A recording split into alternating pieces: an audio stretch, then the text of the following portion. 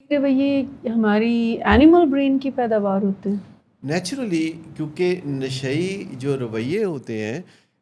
وہ ہمارے limbic system یعنی جذباتی دماغ کے تابع کام کر رہے ہوتے ہیں،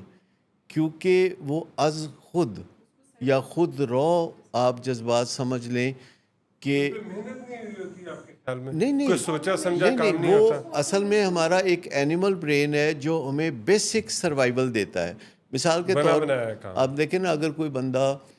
کوئی تہذیب و تمدن میں سے بھی نہ گزرے، کوئی اسکول کالج یونیورسٹی بھی نہ جائے، دوسرے انسانوں سے میل ملاقات بھی نہ ہو، تو تب بھی وہ زندگی گزار کے اس دنیا سے جا سکتا ہے۔ ویسے تو اس دنیا سے کوئی بھی خیر و عافیت سے نہیں گیا، ہمیشہ لوگ برے حالات میں جاتے ہیں، لیکن آپ دیکھیے کہ انسان کو دنیا میں آنے اور جانے تک کوئی انسانی تہذیب و تمدن یا شعور یا پری فرنٹل کارٹیکس کی مداخلت نہیں چاہیے۔ انسان کا جو برین کا وہ حصہ ہے جو اس کے جسمانی نظام کو چلاتا ہے، سروائیول کے نظام کو چلاتا ہے، بچاؤ کے طریقے بتاتا ہے، وہ پہلے سے پیدائش کے موقع پر ہی انسان کے اندر موجود ہوتا ہے، لیکن پھر انسان ہونے کا سفر شروع کرتا ہے۔ ہیومن برین ڈیولپمنٹ آپ کا 2 سال کے بعد وہ بات چیت سیکھنا شروع کر دیتا ہے، وہ اٹھ کے بیٹھنا چلنا شروع کر دیتا ہے، وہ یس نو کہنے لگتا ہے، وہ کہتا ہے نہیں نو سیکھ لیتا ہے وچ از اے کمپلیٹ سینٹینس۔ تو آہستہ آہستہ پھر ہم اس کی گرومنگ شروع کر دیتے ہیں بطور والدین، اور پھر ہم مسجد بھیج دیتے ہیں، اسکول کالج بھیج دیتے ہیں، یونیورسٹی بھیج دیتے ہیں، تو یہاں وہ انسان ہونے کا سفر کر رہا ہوتا ہے، اور پھر ساری زندگی یہ سفر جاری رہتا ہے۔ ہماری زندگی کا بنیادی مقصد ہی یہی ہے کہ حیوان ہونے سے جو آغاز ہوا تو انسان ہونے تک اختتام ہو، اور انسان بنتے بنتے بہت محنت لگتی ہے۔ ہم اکثر ایک دوسرے کو کہتے بھی رہتے ہیں یار انسان بن، مطلب بچوں کو ہم کہہ رہے ہوتے ہیں، وہ ایسے کوئی شعوری طور پر ہمیں پتہ نہیں ہوتا کہ ہم کیا کہہ رہے ہیں، لیکن وہ ایک بڑی اچھی ایڈوائس ہے کہ یار لیکن اس کا جواب بھی دیتے ہیں، وہ کہتے ہیں انسان جو ہے وہ پیدا ہوتا ہے، بنتا نہیں ہے۔ نہیں، انسان پیدا نہیں ہوتا، انسان ایکچولی بنتا ہے، اور اس میں اس کی ذاتی کوششوں کے علاوہ اس کے چاہنے والوں کی کوششوں کا بھی بڑا دخل ہے۔ دنیا میں جو ادارے ہیں وہ بھی ذمہ داری کو محسوس کرتے ہیں، انسٹیٹیوشنز جن کو ہم کہتے ہیں، جو یونیورسٹیز ہیں،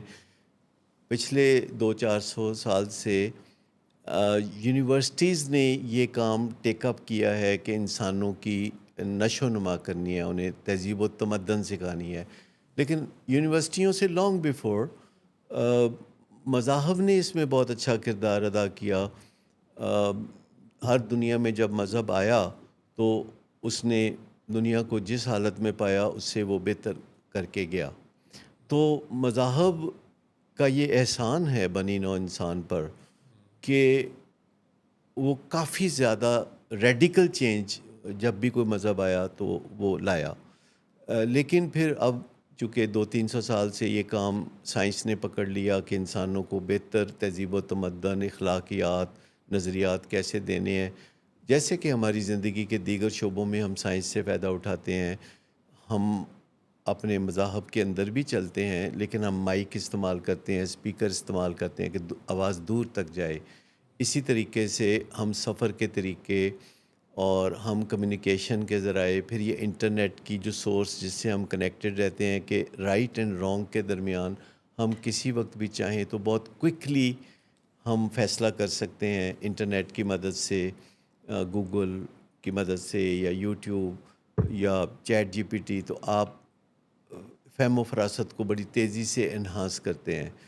اور جو کام اگر ہم ان سورسز کے بغیر کریں، اگر ایک آپ نے لیٹر لکھنا ہے کوئی بہت کروشل ہے، اس میں نفع نقصان بہت زیادہ ہے، جذباتی گرد بہت اڑی ہوئی ہے، اور ڈفرینس آف اوپینین بہت زیادہ ہے، تو آپ چیٹ جی پی ٹی کی مدد سے اس کا جو سورس ہے، اس کا جو ڈیٹا ہے، اس کی مدد سے آپ گھنٹوں کا کام منٹوں میں کر سکتے ہیں، بلکہ سیکنڈوں میں کر سکتے ہیں۔ لیکن اگر آپ نے اپنی ایفرٹ چھوڑ دی تو سمجھ لے کہ چیٹ جی پی ٹی تو پھر ایفرٹ نہیں کرے گا۔